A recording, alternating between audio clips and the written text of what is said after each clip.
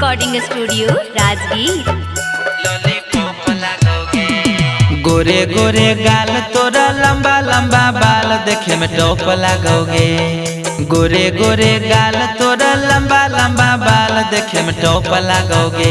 हाँ हाँ टॉप लगोगे। जब लचक हो पतली कमर देखे में लॉलीपॉप लगोगे। जब लचक हो पतली कमर देखे में लॉलीपॉप लगोगे। गोरे गोरे गाल तोरा लंबा लंबा बाल देखे में टॉप लगोगे। गोरे गोरे गाल तोरा लंबा लंबा बाल देखे में टॉप लगोगे। हाँ हाँ टॉप लगोगे। जब लचक हो पतली कमर देखे में लॉलीपॉप लगोगे। जब लचक हो पतली कमर देखे में लॉलीपॉप लगोगे।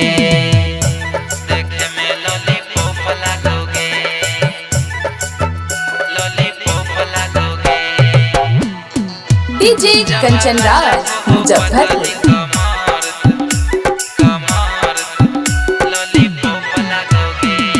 आखी के काजरा गोरी लागो हो कमाल गे। देखी मुस्कान दिल हो जाओ बेहाल गे। हाँ हाँ आखी के काजरा गोरी लागो हो कमाल गे। देखी मुस्कान दिल हो जाओ बेहाल गे। सचे कहियो तोरा आगे फिल्म के हीरोइन फलौप लगोगे। सचे कहियो तोरा आगे फिल्म के हीरोइन फलौप लगोगे। हाँ फलौप लगोगे। जब लचक हो पतली कमर देखे में लॉलीपॉप लगोगे। जब लचक हो पतली कमर देखे में लॉलीपॉप लगोगे। Recording studio Rajgir.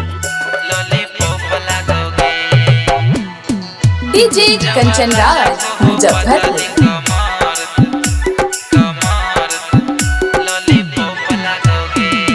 लगो ही झकास गोरी ऊपर से नीचे गे।